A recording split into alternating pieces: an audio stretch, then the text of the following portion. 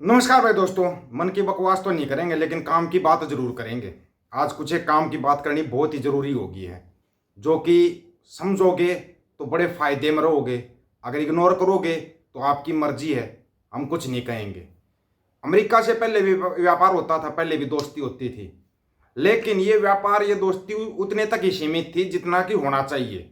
America प्रधानमंत्री मनमोहन भी जाते थे, अटल बिहारी भी जाते थे, उनसे पहले के और प्रधानमंत्री भी जाते थे, लेकिन इतना ही संबंध रखते थे जितना होना चाहिए। लेकिन 2014 के अंदर एक विश्व गुरु आ गया, इंडिया के अंदर विश्व गुरु आ गया।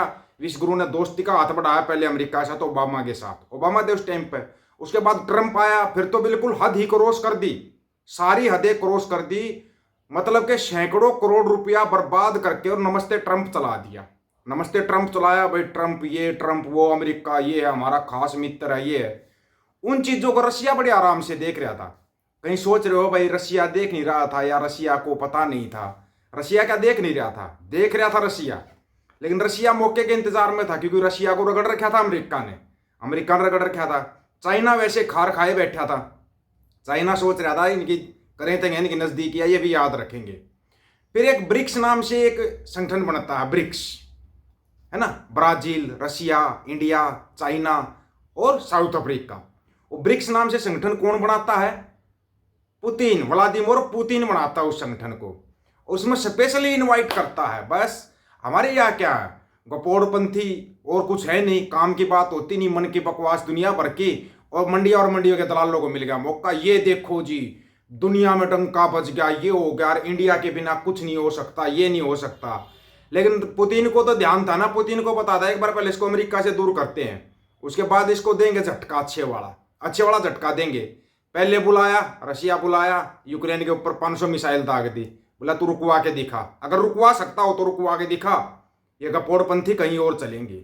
अभी फिर रसिया बुला लिया, वहां पर फिर उसको जूनियर घोषित कर दिया कि तू जूनियर है, तुम नजदीक भी नहीं पहुंच सकते जितना नजदीक चाइना है। चाइना सबसे बड़ा व्यापार का केंद्र है, और बड़े वाला झटका चाइना बॉर्डर पर लगने वाला है। चाइना बॉर्डर पर और भी बड़े वाला झटका लगने वाला। ये झटका क्यों दिया पुतिन ने? पुतिन को पता था अब तुम ना तो अमेरिका के लायक रहे और ना रशिया के लायक रहे। कनाडा से वैसे बिगाड़ ली, वहां पर 1.5 लाख बच्चों का भविष्य तुमने वैसे खराब कर दिया, वैसे खराब कर दिया। बांग्लादेश से तुम्हारी नहीं बनती, श्रीलंका से तुम्हारी नहीं बनती, पाकिस्तान से तो तुम्हारी जितनी बनती दुनिया को पता है, नेपाल भूटान तक आंखें दिखा रहा है। फिर कहां पर है विदेश नीति? कौन सा डंका बज रहा है, मेरे को आराम से बताना। यह डंका बज रहा है या डंका फूट रहा है? ये कौन सी कूटनीति विदेश नीति है, कोई बताएगा? 2014 के बाद क्या कौन सी नीति चली हमारे देश के अंदर? जिस भी देश में गए उसी देश में अंबानी अडानी को व्यापार का नया केंद्र मिल गया, व्यापार का नया केंद्र। फिर क्या थे, प्रधानमंत्री गए थे या प्रचार मंत्री गए थे? किसी ने नहीं सवाल किया। कौन सवाल करेगा? जिस भी देश में गए महापुरुष, उसी देश में अडानी को ठेका मिल गया। अडानी दुनिया के अमीरों की लिस्ट में आ गया। हालांकि अब एशिया के अमीरों की लिस्ट में भी नहीं बचा, वो रगड़ दिया उसको। किसने रगड़ा? अमेरिका ने रगड़ा। अमेरिका को पता था ये ज्यादा बड़ा बनेगा तो फिर आंखें दिखाएंगे कहीं ना कहीं, क्योंकि इसका दोस्त तो बड़े वाला फेंकू है, वो फेंकेगा। उससे फेंकवाते रहे, नमस्ते नमस्ते ट्रंप में फेंकवाते रहे, फलाने उसमें ड्रम में फेंकवाते रहे। ये फेंकता चला गया, मंडिया और उसके दलाल लपेटते चले गए, लपेटते चले गए। अब तुम्हारी हालत पता है क्या है? तुम्हारी हालत वो रखी घर का ना घाट का, पता है ना। उस शब्द को बदनाम नहीं करेंगे, वो फिर भी एक है ना अच्छा जानवर होता है, लेकिन तुम उनसे भी गए गुजरे हो ना, तुम घर के ना तुम घाट के। अमेरिका कनाडा ने मंडिया और उसके दलालों के ऊपर लगा दिया बैन। भाई इनको कुछ नहीं दिखाई देता है कि इनको इनका पापा दिखाई देता। अगर इनका पापा ही दिखाई दे रहा है तो चलने दो इंडिया के अंदर, ये अपने पापा के गुण गाते रहेंगे। ये हो गया डंका बज गया पापा का, पापा ने युद्ध रुकवा दिया, पापा ने ये करवा दिया। मतलब कदम कदम पे तुम बेइज्जती करवाते हो, बेइज्जती प्रूफ इंसान हो तुम, बेइज्जती प्रूफ। मंडियों के दलालों का तो कहना है कि दलाल का तो काम ही होता है गाली खाते रहना और काम करते रहना, काम करते रहना। वो गाली खाएंगे और काम करेंगे।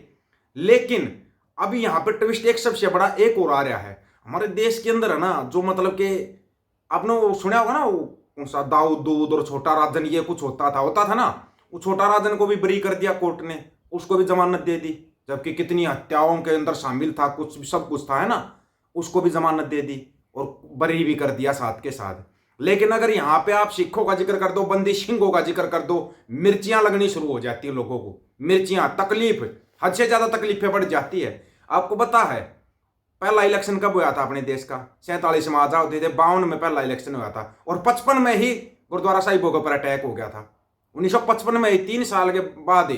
उनको पता था इनको दबाना जरूरी है, अगर इनको नहीं दबाया तो ये अपना हक मांगेंगे, ये अपना संयुक्त पंजाब मांगेंगे। क्या सोच रहे हो, आज से चाल चली जा रही है, कोई पहली बार थोड़ी हो रहा है। तुम तो नजरों में तभी आ गए थे जब तुमने इस देश को आजाद करवाया था, तभी से नजरों में हो। तुम तो तभी से नजरों में जब मुगलों को तुमने भगा दिया था, अफगानिस्तान तक तुमने राज कर लिया था, तभी से नजरों में हो। तुम्हारे को तभी से नजरों में लिया गया है, लेकिन तुम्हारी समझ में नहीं आया। बस एक तरफ ढिंडोरा पीट दिया जाता, ये देखो जी ननकाना साहिब के कॉरिडोर खुलवा दिए मोदी ने। जयशंकर साहब बोल रहे हैं, हम नहीं बोल रहे। पहले बंद थे क्या? पहले बंद थे क्या? पहले सिख नहीं जा सकते थे क्या? नहीं जाते थे सिख। सिख हर एक अपने उस आस्था के केंद्र पर जाते हैं, हर एक आस्था के केंद्र के ऊपर।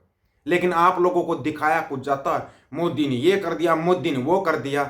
एक बात बताओ, तुम अपने बाप की बनाई हुई प्रॉपर्टी को बेच के और तुम अमीर हो जाओगे, तुमने क्या किया भाई? तुमने क्या किया? और फिर उस प्रॉपर्टी को जुए में सट्टे में हार जाओ, भाई इतना कमाया था इतना हार गया। क्या कमाया था? बाप की संपत्ति को बेच के कमाया था, है ना? तो बस यही है, ये मॉडल चल रहा है। गुजरात के अंदर नकली दुनिया भर का ड्रग्स पकड़ा जाता है। कभी उड़ता गुजरात बनाने की हिम्मत की किसी डायरेक्टर ने? क्योंकि चिंटू फिल्मों से सीखते हैं, चिंटू बेचारे फिल्मों से सीखते हैं। इनको कौन सिखाएगा? ये तो फिल्मों से सीखते हैं ना। बना दो ना एक बार उड़ता गुजरात।